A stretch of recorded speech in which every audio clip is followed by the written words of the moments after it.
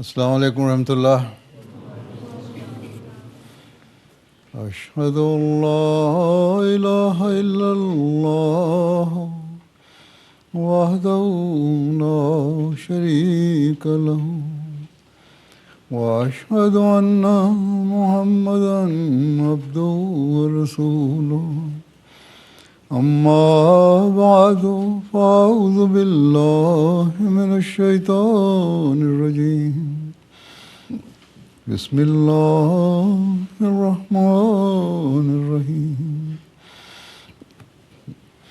अल्हम्दुलिल्लाहि रब्बिल आलमीन अर्रहमानिर रहीम मालिकि यौमिद्दीन इय्याका नअबुदु व इय्याका नस्तईन इहदिनस सिरातल मुस्तक़ीम सिरातल लज़ीना अनअमता अलैहिम गैरिल मग़्दूबि अलैहिम वलद्दाल्लीन।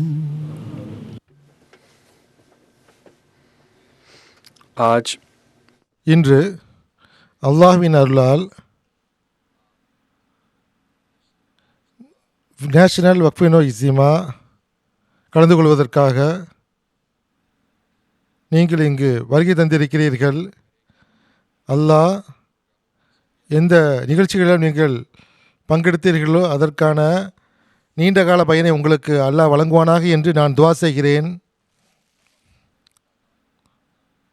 யூகேவில் வக்ஃபினுடைய எண்ணிக்கை ஆயிரக்கணக்கில் இருக்கிறது. இந்த அளவு பெரும் எண்ணிக்கையில் வக்ஃபினோ திட்டத்தில் பிள்ளைகள் இணைவதுடன் அந்த பிள்ளைகள் அந்த இளைஞர்கள் ஜமாத்துடைய தேவைக்கேற்ப தமது வாழ்வை அமைத்துக் கொள்கிறார்களா என்று பார்க்க வேண்டும். ஒவ்வொரு ஆண்டும் சில வக்ஃபினோ பிள்ளைகள் ஜாமியாவில் சேர்கிறார்கள். ஜமாத்துடைய முபல்லிகாக மாறுவதற்கு தர்பியத் பெறுகிறார்கள். சிலர் ஜமாத்துக்கு தேவை இருக்கின்ற பணிகளில் சேர்கிறார்கள். டாக்டர்கள், ஆசிரியர்கள், அவர்கள் ஜமாத்துடைய ஹாஸ்பிட்டல் மற்றும் ஸ்கூலில் அவர்கள் தொண்டுக்காக சேர்க்கப்படுகிறார்கள். ஆனால் பெரும்பாலோர்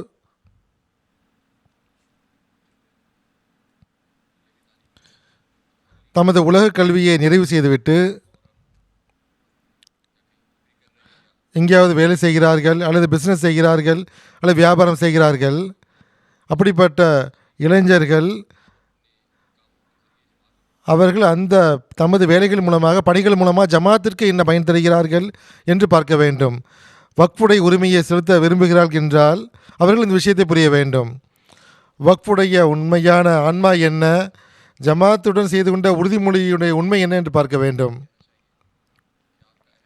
உங்களுடைய உறுதிமொழி உங்களிடம் வேண்டுவது என்னவென்றால்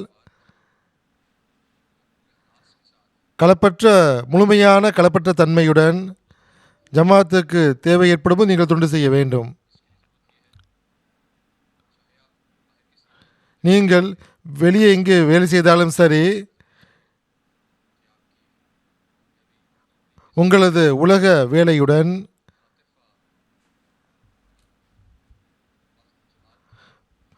உங்களது நேரத்தை ஜமாத்துக்காக நீங்கள் அர்ப்பணிக்க வேண்டும். அதற்காக முயற்சியும் செய்ய வேண்டும். ஜமாத்துடைய தேவைகள் நிறைவேற்றுவதில் உங்களது பங்களிப்பை வழங்க வேண்டும். அத்துடன் உங்களது தர்பியத்திற்கும் நீங்கள் முயற்சி செய்யுங்கள். உலக பணிகளில் உலக துறைகளில் பணியாற்றுகின்ற வக்ஃபைனோ அவர்களது முதன்மையான குறிக்கோள் வருமானத்தை ஈட்டுவதாக இருக்கக்கூடாது. மாறாக அசல் குறிக்கோள் உங்களது ஆன்மீக ஒழுக்க தர்பியத்தாக இருக்க வேண்டும். அதில் சிறந்து கொண்டே இருக்க வேண்டும். ஹஸ்ரத் மசீஹ் மவ்ஊத் அலைஹிஸ்ஸலாத்து வஸ்ஸலாம் அவர்கள் வாழ்வை அர்ப்பணிப்பது தொடர்பாக பல அறிவுரைகளை கூறியிருக்கிறார்கள். அதனுடைய எதிர்பார்ப்புகளையும் அன்னார் எடுத்து வைத்திருக்கிறார்கள். அன்னார் கூறுகிறார்கள்,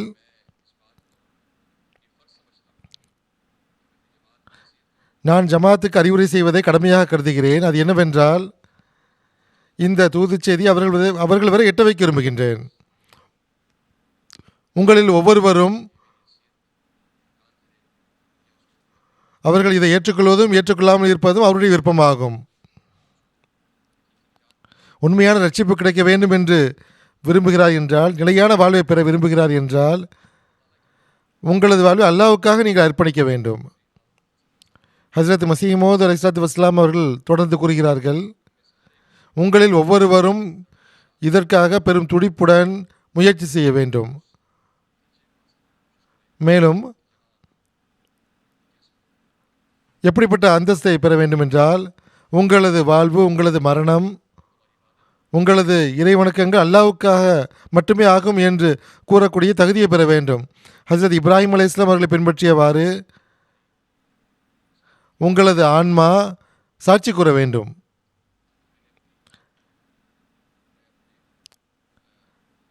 நான் எனது முழு உலகங்களுக்கும் இறைவனுக்கு கட்டுப்பட்டவனாக இருக்கிறேன் என்று கூற வேண்டும். ஹஜ்ரத் மஸீஹ் மவ்ஊத் அலைஹிஸ்ஸலாத்து வஸ்ஸலாம் அவர்கள் கூறுகிறார்கள், ஒரு மனிதர்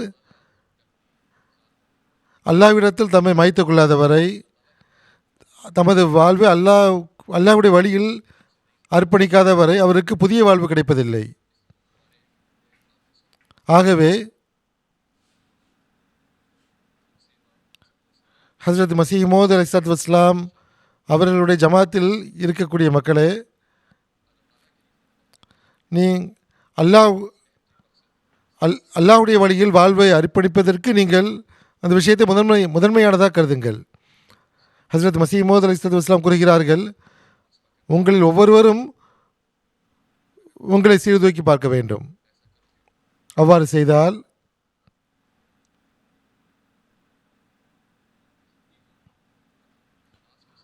முழுமையான களப்பற்ற தன்மையுடன் உங்களது வாழ்வை அர்ப்பணித்தால் அல்லாஹ் கிடைப்பான். ஹஜ்ரத் மஸீஹ் மவ்ஊத் அலைஹிஸ்ஸலாத்து வஸ்ஸலாமுடைய இந்த அறிவுரை, வழிகாட்டல்கள் அனைத்து அகமதிகளுக்கு பொதுவானதாகவும் குறிப்பாக வக்ஃபேனோ பிள்ளைகளுக்கு குறிப்பானதாகவும் இருக்கின்றது. ஹஜ்ரத் மஸீஹ் மவ்ஊத் அலைஹிஸ்ஸலாத்து வஸ்ஸலாம் அவர்களுடைய சொற்கள் எவரெல்லாம் அல்லாஹ்வுடைய வழியில் வாழ்வை அர்ப்பணித்திருக்கிறாரோ அவருக்கு கவனமூட்டக்கூடியதாக இருக்கின்றது. மனிதன் தம் வாழ்வை அல்லாஹ்வுடைய வழியில் அர்ப்பணிப்பது சாதாரண விஷயம் கிடையாது. இதற்கு மிக பெரும் முக்கியத்துவம் உள்ளது. ஹஜ்ரத் மஸீஹ் மவ்ஊத் அலைஹிஸ்ஸலாத்து வஸ்ஸலாம் கூறுகிறார்கள், வாழ்வை அர்ப்பணித்த ஒவ்வொருவரும் தம் உடன்படிக்கையை நன்றியுணர்வோடு நிறைவேற்ற வேண்டும். ஹஜ்ரத் இப்ராஹிம் அலைஹிஸ்ஸலாம் அவர்கள் கூறியது போன்று தமது நாவினாலும் செயலாலும் அவர்கள் வெளிப்படுத்தினார்கள். உண்மையான முறையில் அல்லாஹ்வுக்கு கட்டுப்படக்கூடியவர்களாக இருந்தார்கள். ஆகவே உங்களது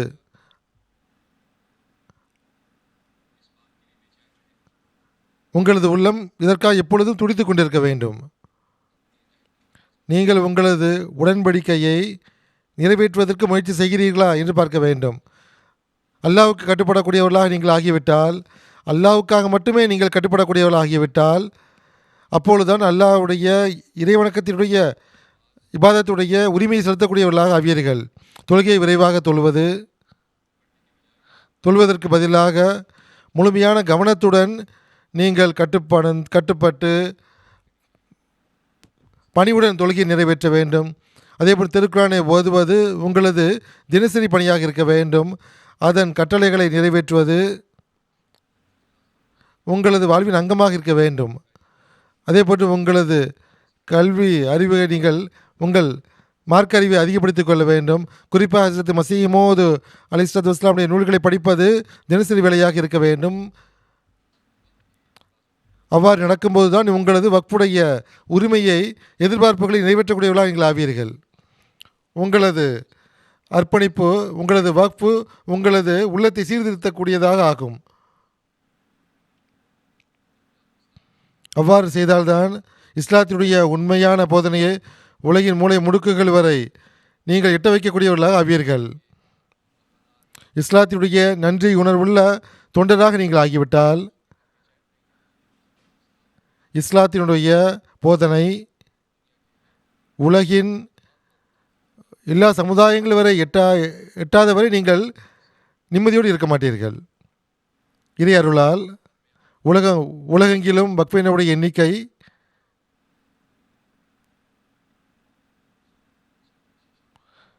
ஆண் பிள்ளைகள் பெண் பிள்ளைகள் 1,00,000 எட்ட இருக்கின்றது. அனைத்து வக்ஃப் செய்த அனைவரும் இதற்காக துடிப்புடன் செயல்பட ஆரம்பித்து விட்டால், இந்த குறிக்கோளுக்காக ஒன்றாக சேர்ந்து ஒற்றுமையாக முயற்சி செய்தால், உள்ளத்தாலும் உயிராலும் முயற்சி செய்தால், எல்லாவித தியாகங்களுக்காக ஆயத்தமாக இருந்தால், இஸ்லாத்திற்காக என்ன எதிர்பார்க்கப்படுகின்றதோ அதை நிறைவேற்றினால், தமது அனைத்து ஆற்றல்களையும் இஸ்லாத்திற்காக அர்ப்பணித்தால், பிறகு மாபெரும் ஆன்மீக மாற்றம் உலகில் ஏற்படுவதை நான் காண முடியும். இதில் எனக்கு எந்த சந்தேகம் கிடையாது. ஆனால் இந்த கனவு நிறைவேறுவதை விட்டு நாம் வெகு தொலைவில் இருக்கின்றோம். ஆனால் உண்மை என்னவென்றால், உலகில் இப்போது பௌதிகத்தில் மனிதன் சிக்கி இருக்கின்றான். உலகின் பொழிவுகள் மனிதனை சூழ்ந்திருக்கின்றன.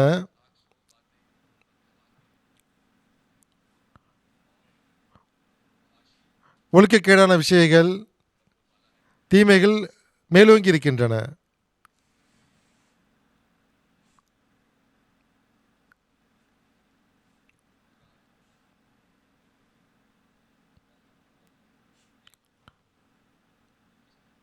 நாடு தழுவிய அளவிலும் உலக அளவிலும் வெறுப்பு, பொறாமை, பகைமை ஆகியவை தமது உச்சத்தை அடைந்துள்ளன. இதன் விளைவாக பரிதாபத்திற்குரிய விஷயம் என்னவென்றால், அப்பாவி உயிர்கள் வீணாகி கொண்டிருக்கின்றன.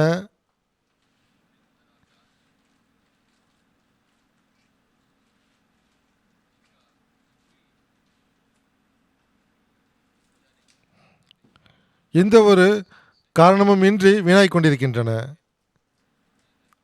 இதன் விளைவாக அப்பாவி மக்கள் கொல்லப்படுகிறார்கள்.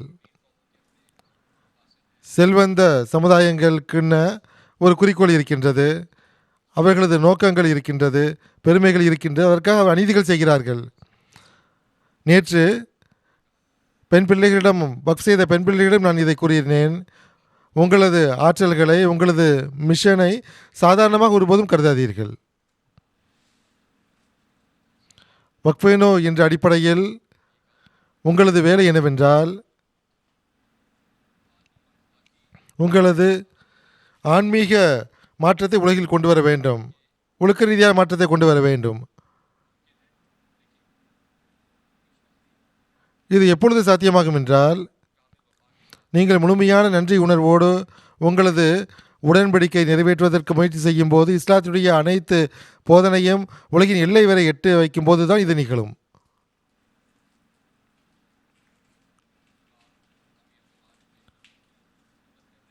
நீங்கள் ஜமாத்திற்கு தொண்டு செய்தாலும் சரி, தொண்டு செய்யவில்லை என்றாலும் சரி, உங்களது நோக்கம் இஸ்லாத்தினுடைய போதனையை தப்லீக் செய்ய வேண்டும் என்பது உங்களது நோக்கமாக இருக்க வேண்டும். எந்த துறையுடன் நீங்கள் சம்மந்தப்பட்டவர்களாக இருந்தாலும் சரி, முறையாக ஜமாத்திற்கென்று நீங்கள் நேரம் ஒதுக்க வேண்டும். ஹஸ்ரத் மஸீஹ் மவ்ஊத் அலைஹிஸ்ஸலாத்து வஸ்ஸலாம் அவர்களின் விஷயங்களை நான் உங்களுக்கு முன்னால் எடுத்து வைத்தேன். வக்ஃபைனோ பிள்ளைகள் என்ற அடிப்படையில் அது உங்களது உள்ளத்தில் இந்த விஷயங்கள் வேரூன்றிவிட வேண்டும். களைப்படையாத உழைப்பை நீங்கள் செய்ய வேண்டும். இல்லை என்றால் வக்ஃபைனோ என்ற வாதம் வெற்றுவாதமாகும். இவை இல்லை என்றால், உண்மையான நம்பிக்கை என்பது என்ன? உண்மையான அல்லாஹ்வுக்கு கட்டுப்படுதல் என்ன என்பதை குறித்து ஹஜ்ரத் மசீமோத் அலைஹிஸ்ஸலாத்து வஸ்ஸலாம் கூறியிருக்கிறார்கள். அல்லாஹ் தமது நபி இப்ராஹிம் அலைஹிஸ்ஸலாம் அவர்களை அனுப்பி வைத்தபோது இப்ராஹிம் அல்லாஹ்வுடைய கட்டளைகளுக்கு கட்டுப்படக்கூடியவராக இருந்தார், நன்றியுணர்வுள்ளவராக இருந்தார்.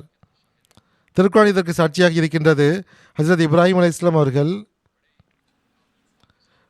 முழுமையான நன்றியுணர்வுடன் அல்லாஹ்வுடன் செய்த உடன்படிக்கையை அவர்கள் நிறைவேற்றினார்கள்.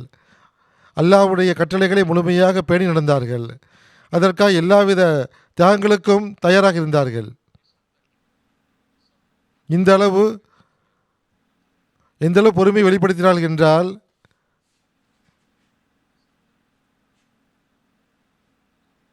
அல்லாஹ் அன்னாரை பார்த்து நன்றி உணர்வுள்ள இப்ராஹிம் என்று அல்லாஹ் கூறினான். ஹஜ்ரத் இப்ராஹிம் அலைஹிஸ்ஸலாம்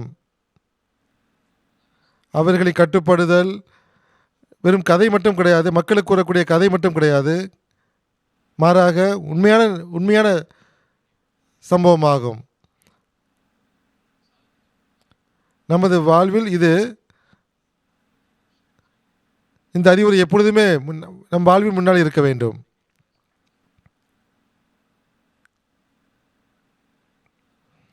மேலும் எவர்கள் உண்மையான முறையில் தமது வாழ்வை மார்க்கத்திற்கு அர்ப்பணித்தார்களோ அவர்களது முன்னுதாரணங்களை நாம் பார்க்க வேண்டும். அவ்வாறு செய்தால் அதற்காக முழுமையான களப்பற்ற தன்மையினுடைய தேவை இருக்கின்றது. இவ்வாறு உங்களது உடன்படிக்கையை நீங்கள் நிறைவேற்ற வேண்டும். இல்லை என்றால் நீங்கள் அல்லாஹ்வுடன் செய்து கொண்ட உடன்படிக்கை நம்பிக்கையற்றதாகும். ஒவ்வொரு வக்ஃபைனோ பிள்ளைகளும் இந்த விஷயத்தையும் புரிந்து கொள்ள வேண்டும். என்னவென்றால் உங்களது உடன்படிக்கையை நிறைவேற்றுவது ஒரு சாதாரண விஷயம் கிடையாது.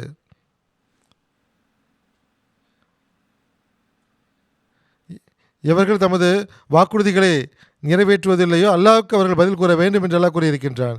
சிலருக்கு திருமணம் முடிந்துவிட்டது, உங்களில் சிலருக்கு என்னை சந்திக்கும் போதோ அல்லது எனக்கு கடிதம் எழுதும் போதோ உங்களது மனைவி உங்களது பிள்ளைகள் வக்ஃபைனோ ஸ்கீமில் இருப்பதாக எழுதுகிறீர்கள், நல்ல விஷயம்தான்.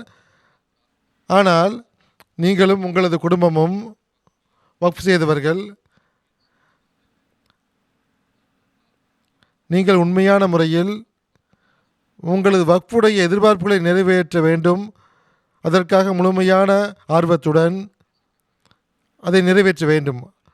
அப்பொழுதுதான் அது உண்மையான வக்ஃபாக இருக்கும். ஹஜ்ரத் மசீமோத் இப்ராஹிம் அலைஹிஸ்ஸலாமுடைய முன்னுதாரணத்தை நான் கூறிவிட்டேன். அல்லாஹ்வே திருக்குர்ஆனில் கூறியிருக்கின்றான்.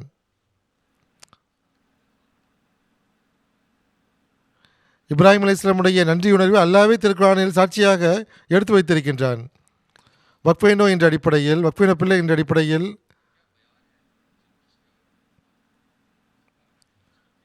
நீங்கள்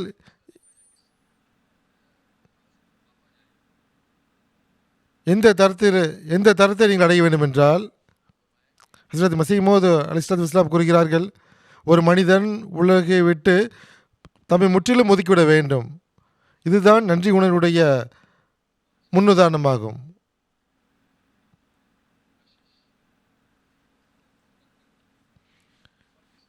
எல்லாவித உலக ஈர்ப்புகளை விட்டுவிட்டு எல்லாவித சோதனைகளையும் துன்பங்களையும் அல்லாஹ்வுக்காக ஏற்றுக்கொள்ள வேண்டும். அவ்வாறு இல்லை என்றால் பிறகு மனிதனிடத்தில் உண்மையான ஈமான் இல்லை என்பதாகும். உண்மையான ஈமானில் அல்லாஹ்வுக்கு முழுமையாக கட்டுப்படுதல் இருக்கும்.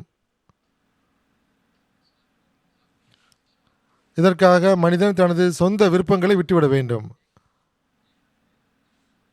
ஒரு வகையில் மரணத்தை கொண்டு வர வேண்டும். மனிதனது நஃப்ஸுடைய மரணமாக இருக்கின்றது. அவன் முற்றிலும் தம்மை அர்ப்பணித்துவிட வேண்டும். ஒவ்வொரு செயலும், ஒவ்வொரு நடவடிக்கையும், ஒவ்வொரு அசைவும் அவனது குறிக்கோளாக என்ன இருக்க வேண்டும் என்றால் எவ்வாறு அல்லாஹ்வுடைய விருப்பத்தை பெற வேண்டும் என்பதாக இருக்க வேண்டும். உலகின் அனைத்து ஈர்ப்புகளையும் மகிழ்ச்சிகளையும் உலகின் தேவைகளை அல்லாஹ்வுடைய நேசத்தோடு அதை பார்க்க வேண்டும்.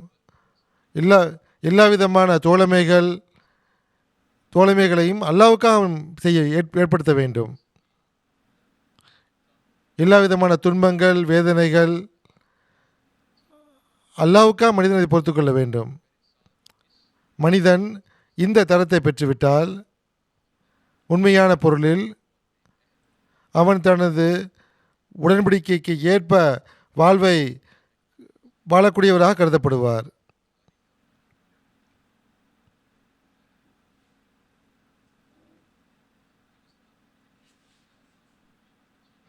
நீங்களும் உங்களது மனைவி மக்களும் வக்ஃப் ஸ்கீமில் இருப்பதாக நீங்கள் எழுதுகிறீர்கள். நான் கூறியது உங்கள் மீது உங்களுடைய பொறுப்புகளாகும்.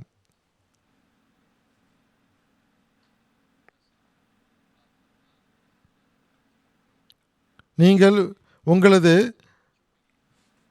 பொறுப்புகளை நிறைவேற்றுவது மட்டுமின்றி உங்களது பிள்ளைகளுக்கு முன்னுதாரணமாக நீங்கள் திகழ வேண்டும். வக்ஃபுடைய உண்மையான ஆன்மா அந்த பிள்ளைகளிடத்தும் உருவாகிவிட வேண்டும். நீங்கள் பிள்ளைகளுக்கு அறிவுரை கூறுகிறீர்கள் என்றால்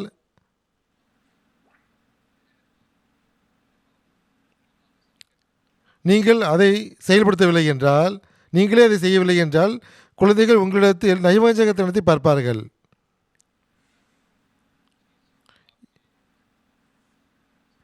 இன்னொரு அடிப்படையான விஷயம் என்னவென்றால் எல்லா விதமான ஷிர்க்கை விட்டு விலகி இருக்க வேண்டும். இது தொடர்பாக ஹஸ்ரத் மஸீஹ் மவ்ஊத் அலைஹிஸ்ஸலாத்து வஸ்ஸலாம் அவர்கள் நமக்கு வழங்கியுள்ள போதனை என்னவென்றால், சிலைகளை வணங்குவது,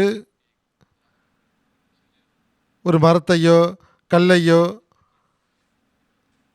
சிலையோ வணங்குவது மட்டும் ஷிர்க்கு கிடையாது. சூரியன் சந்திரன் நட்சத்திரங்களை வணங்குவது,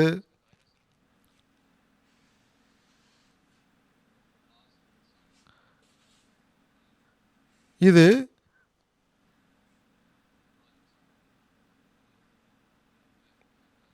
மனிதர்களை கடவுளாக வணங்குகிறார்கள். இது மட்டும் ஷிர்க்கு கிடையாது. அல்லாஹ்வுடைய வழியில் தடையாக இருக்கின்ற ஒவ்வொரு பொருளும், அல்லாஹ்வை விட முன்னுரிமை பெற்று விடுகின்ற ஒவ்வொரு பொருளும் சிலையே ஆகும். ஒரு மனிதர் சிலையை வணங்குவது போன்று உலக விருப்பங்கள் உலக இன்பங்கள் அல்லாஹ்வுடைய நேசத்தை விட அவரது உள்ளத்தில் அதிகரித்துவிடும் என்றால் அது ஷிர்கே ஆகும். உங்களது வேலை தொழுகை விட உங்களை நிர்பந்திக்கிறது என்றால், தொழுகை விட்டுவிடுவதற்கு காரணமாகி விடுகிறது என்றால், நம்ம தொழுகை விடுபட்டு போய் விடுகிறது என்றால், உலக வேலை உங்களை தொழுகை விட வைக்கிறது என்றால், திருக்குர்ஆன் ஓதுவதை விட்டு உங்களை விலக்கி வைக்கிறது என்றால், இதுவும் ஷிர்கான காரணமாகும், ஷிர்காக ஆகிவிடுகின்றது. அல்லாஹ்வின் மீது நன்றி உணர்வோடு செல்லக்கூடிய வழியை தடுக்கிறது என்று ஆகும்.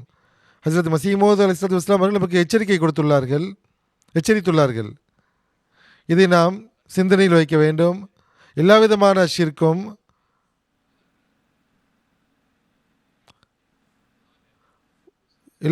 ஷிர்க்கும் நம்பிக்கை கொண்டவருக்கு ஒரு சோதனையாகும். எல்லா விதமான சிலைகளை விட்டு நாம் விலகி இருக்க வேண்டும்.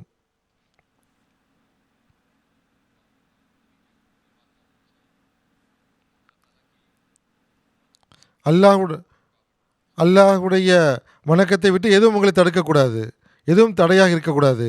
ஆகவே ஒவ்வொரு வாழ்வை அர்ப்பணித்த ஒவ்வொருவரும்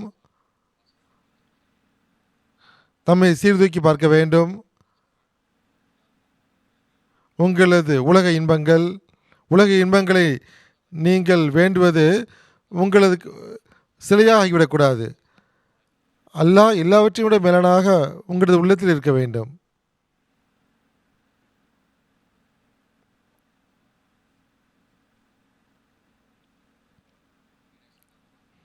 அவ்வாறு இல்லை என்றால் பிறகு அல்லாஹ்வுடைய கருணையை விட்டு நம்மை நாமே வெளியேற்றியவர்களாக நாம் ஆகிவிடுவோம்.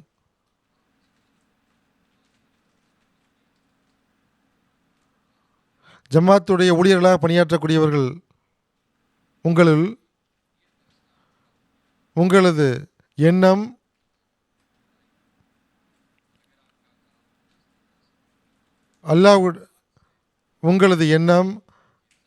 அல்லாஹ்வுடைய விருப்பத்தை பெறுவதாக இருக்கும் என்றால் உங்களது வேலை சரியானது வேலையாகும். நீங்கள் பணிபுரிவது சரியானதாகும்.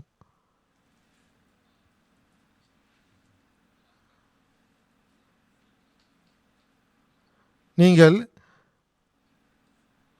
நான் கூறிய அந்த வெற்றிகளை, ஆன்மீக வெற்றிகளை அடையக்கூடியவர்களால் நீங்கள் ஆவீர்கள்.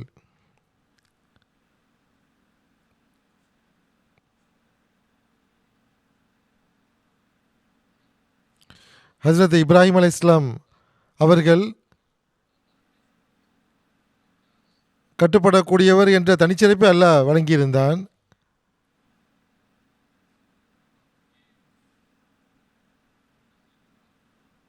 அன்னாரது இந்த மகத்துவான அந்தஸ்து எப்படி கிடைத்தது என்றால், எல்லா விதமான தியாகங்களுக்காகவும் முழுமையாக அவர்கள் ஆயத்தமாக இருந்தார்கள். அல்லாஹ் அன்னாரிடம் தமது மகனை தியாகம் செய்யுமாறு கூறிய போது ஒருபோதும் பின்வாங்கவில்லை. மிகவும் நன்றி உணர்வோடு நான் ஆஜராகிவிட்டேன் இறைவா என்று கூறியவர் வந்தார்கள். கையில் கத்தியை எடுத்து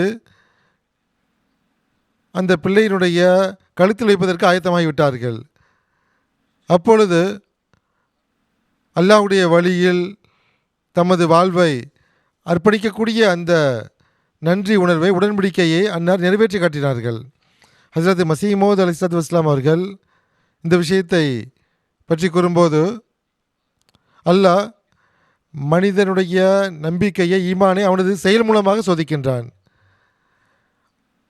அப்பொழுது அல்லாஹ்வுடைய உண்மையான அருள்கள் மனிதன் மீது இறங்க ஆரம்பிக்கின்றன. துன்பம் இல்லாமல், கஷ்டம் இல்லாமல் இது கிடைக்காது. சோதனைகள், கஷ்டங்கள் ஆகியவை தியாகங்களுக்கு அவசியமாகும்.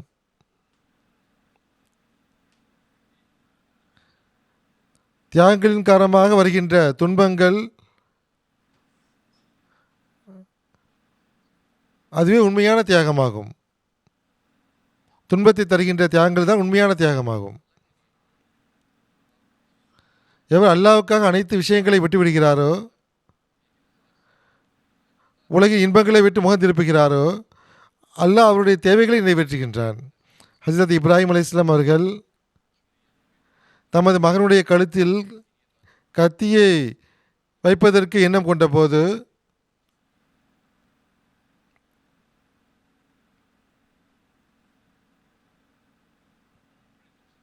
பெரும் துன்பத்தில் இருந்து அல்லாஹ் அவரை காப்பாற்றினான்.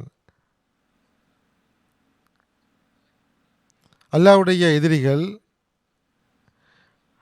ஹஸ்ரத் இப்ராஹிம் அலைஹிஸ்ஸலாம் அவர்களை நெருப்பில் போட்டபோது அல்லாஹ் எப்படிப்பட்ட சூழ்நிலையை உருவாக்கினான் என்றால், அந்த நெருப்பு அணைந்து விட்டது, அன்னார் காப்பாற்றப்பட்டார்கள்.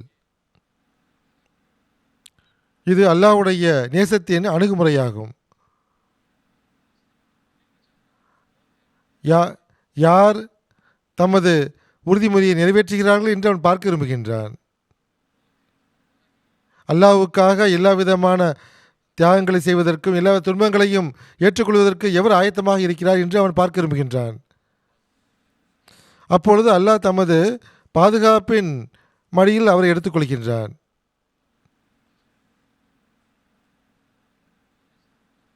நான் கூறியது போன்று, நீங்கள் ஜமாத்துக்கு வெளியே ஊழியம் செய்தாலும் சரி, அல்லது முழுமையாக ஜமாத்தில் பணியாற்றக்கூடியவராக இருந்தாலும் சரி, ஊழியம் செய்யக்கூடியவர் இருந்தாலும் சரி, உங்கள் ஒவ்வொருவரும் எல்லாவித தியாகங்களுக்கும் நீங்கள் எப்பொழுதும் ஆயத்தமாக இருக்க வேண்டும்.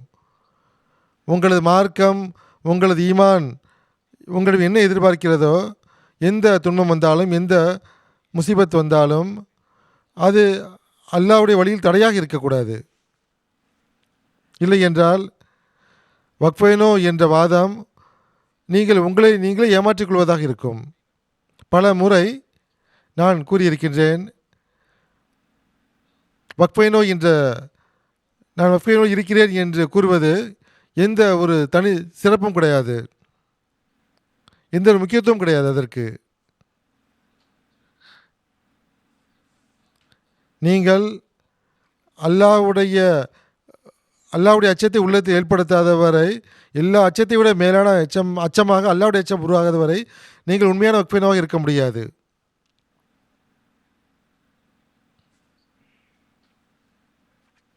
நீங்கள் திருக்குரானை தினமும் கவனத்துடன் புரிவதற்கு முயற்சி செய்யவில்லை என்றால் நீங்கள் வக்ஃபினோ என்று கூறுவதற்கு தகுதி படைத்தவர் கிடையாது. உங்களது ஒழுக்கங்கள் உயரிய தரத்தில் இல்லை என்றால் நீங்கள் வக்ஃபினோ என்று கூறுவதற்கு உங்களுக்கு எந்த தகுதியும் கிடையாது. உங்களது பேசக்கூடிய முறை, உங்களது செயல்கள் அல்லாஹ்வுடைய கட்டளை கீழ் இல்லை என்றால் நீங்கள் வக்ஃபினோ என்று கூறுவதற்கு உங்களுக்கு எந்த பயனும் கிடையாது.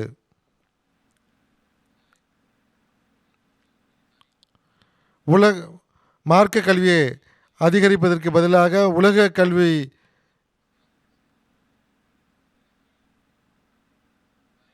உலக தீமைகள் வெட்கக்கேடான விஷயங்களை விட்டு உங்கள் சிந்தனைகளை காப்பாற்றிக் கொள்ளவில்லை என்றால் வக்ஃபினோ என்று கூறுவதற்கு உங்களுக்கு எந்த தகுதியும் கிடையாது. உங்களது நேரம் ஜமாத்துக்காக முறையாக நீங்கள் கொடுக்கவில்லை என்றால் வக்ஃபினோ என்று கூறுவதற்கு உங்களுக்கு எந்த உரிமையும் கிடையாது. உங்களது உறவினர்களுடன் அன்புடனும் உங்களது நண்பர்கள் தோழர்களுடன் அன்புடன் கருணையுடன் நீங்கள் சந்திக்கவில்லை என்றால்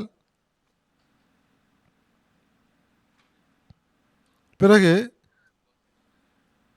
வக்ஃபினோவாக இருப்பதில் உங்களுக்கு எந்த பயனும் கிடையாது. நீங்கள் நல்லொழுக்கங்கள், உங்களது சமூகத்தில் உள்ள ஒவ்வொரு தொடர்பிலும் மற்றவர்களுக்கு பயனளிக்கக்கூடியவராக இல்லை என்றால் நீங்கள் வக்ஃபினோ என்று கூறுவது எந்த பயனும் கிடையாது. பணிவின் உயர் தரத்தை நீங்கள் பெறவில்லை என்றால் நீங்கள் வக்ஃபினோ என்று கூறுவது எந்த பயனும் கிடையாது. ஆகவே எப்பொழுதும் நினைவில் வைத்துக் கொள்ளுங்கள், வக்ஃபினோ என்ற அடிப்படையில் மற்றவர்களுக்கு நீங்கள் முன்னுதாரணமாக திகழ வேண்டும். அத்துடன் எப்பொழுதும் நிலையான தன்மையுடன் அல்லாஹ்வுடைய விருப்பத்திற்குரிய வழிகளை தேட வேண்டும். ஹஸ்ரத் மஸீஹ் மவ்ஊத் அலைஹிஸ்ஸலாத்து வஸ்ஸலாம் கூறுகிறார்கள், நற்செயலை செய்துவிட்டு அல்லாஹ்வுடைய திருப்தியை பெற்றுவிட்டதாக மக்கள் கருதுகிறார்கள். அல்லாஹ்வுடைய நேசம் நிலையான தன்மையை வேண்டுகிறது, முழுமையான நன்றியுணர்வை வேண்டுகிறது. பெருமானார் ஸல்லல்லாஹு அலைஹி வஸல்லம் அவர்களின் சஹாபிகளிடத்தில் காணப்பட்ட நன்றி உணர்வு உருவாகாத வரை மனிதன் வக்ஃபுடைய உரிமையை செலுத்த முடியாது.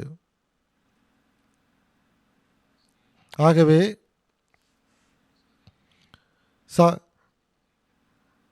சஹாபிகளுடைய முன்னுதாரணங்கள் பின்பற்ற தகுந்தவையாக நமக்கு உள்ளன. சஹாபிகளுடைய வாழ்க்கை சம்பவங்கள் எனது குத்பாக்களில் நான் பலவற்றை எடுத்து கூறிவிட்டேன். ஹஸ்ரத் மஸீஹ் மவ்ஊத் அலைஹிஸ்ஸலாத்து வஸ்ஸலாம் அவர்கள் நமக்கு எச்சரிக்கையூட்டியிருக்கிறார்கள். சொர்க்கத்திற்கு கொண்டு செல்லக்கூடிய பல கதவுகள் இருப்பது போன்று நரகத்திற்கு கொண்டு செல்லக்கூடிய பல வாயில்கள் இருக்கின்றன. ஆகவே மனிதன் அச்சத்துடன் இதை பற்றி சிந்திக்க வேண்டும். இல்லை என்றால்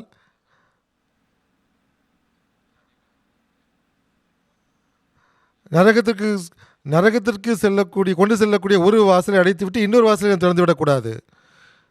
ஆகவே அல்லாஹ்வுடைய ஒவ்வொரு கட்டளையும் முழுமையாக நாம் பேணி நடக்க வேண்டும். இது தொடர்பாக நம்மிடம் எதிர்பார்க்கப்படுவது என்னவென்றால் ஜமாத் அமைப்புக்கு முழுமையாக கட்டுப்பட வேண்டும்.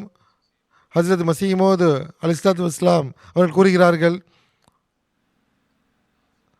எந்த அகமதி கட்டுப்படுதலை விட்டு வெளியே செல்கிறாரோ ஜமாத்திற்கு அவப்பெயர் ஏற்படுத்துவார்.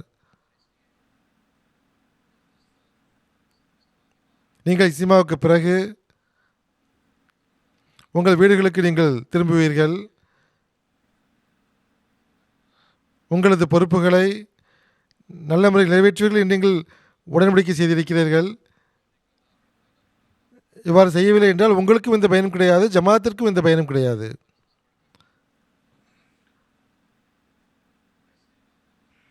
இவ்வாறான வெறும் பெயரளவிலான வக்ஃபினுடைய பிள்ளை அல்லாஹ்வுக்கு தேவை கிடையாது. நீங்கள் தினந்தோறும் உங்களை சீர்தூக்கி பார்க்க வேண்டும். நீங்கள் எந்த அளவு உங்களது வக்ஃபுடைய எதிர்பார்ப்புகளை இன்று நிறைவேற்றி இருக்கிறீர்கள் என்று தினந்தோறும் பார்க்க வேண்டும். உங்களது ஆன்மீக முன்னேற்றம், ஆன்மீகத்தில் முன்னேறுகிறீர்களா என்று நீங்கள் பார்க்க வேண்டும்.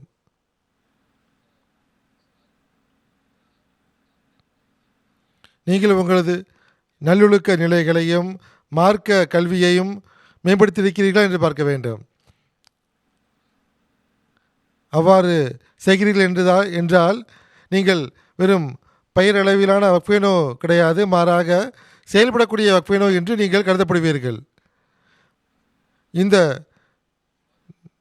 ஜமாத்திற்கு எது தேவையோ அல்லாஹ் எதை கூறுகிறானோ, ஹஜ்ரத் நான்காவது கலிஃபத்துல் மஸீஹ் அவர்கள் எந்த வக்ஃபினுடைய திட்டத்தை ஆரம்பிக்கும் போது எந்த குறிக்கோள் எடுத்து வைத்தார்களோ அதை நிறைவேற்றுவதற்கு முயற்சி செய்ய வேண்டும். இந்த உயரிய நன்றியுணர்வு கட்டுப்படுதலை பெறக்கூடியவர் அல்லாஹ் உங்களை ஆக்குவானாக. ஒரு உண்மையான வக்ஃபினுடைய தனிச்சிறப்பாக அது இருக்கின்றது. உங்களில் ஒவ்வொருவரும் இது தொடர்பாக உங்களது பங்களிப்பை செலுத்தக்கூடியவர்களாக வேண்டும். ஒரு ஒரு ஆன்மீக புரட்சியை உலகில் ஏற்படுத்தக்கூடியவர்களாக வேண்டும். இது உங்களுடைய வாழ்வின் உண்மையான நோக்கமாகவும் குறிக்கோளாகும். நீங்கள் அனைவரும் அந்த வக்ஃபினுடைய உண்மையான ஆன்மாவை பெறக்கூடியவர்களாக வேண்டும். எந்த நோக்கத்துக்கு நீங்கள் அர்ப்பணிக்கப்பட்டுள்ளீர்களோ அந்த நோக்கத்தை பெறக்கூடியவர்களாக அல்லாஹ் உங்களை ஆக்குவானாக. இந்த இஸ்மாவில் நீங்கள் கற்றுக்கொண்ட அனைத்து விஷயம் உங்களது வாழ்வின் அங்கமாக ஆகட்டுமாக. இஸ்லாத்தின் தூது செய்தியை அசாதாரண முறையில் இஸ்லாத்தின் தூது செய்தியை கொண்டு சேர்ப்பது அசாதாரண பங்களிப்பை வழங்கக்கூடியவர்களாக அல்லாஹ் உங்களை ஆக்குவானாக. இப்பொழுது என்னோட துவா செய்வீர்களா?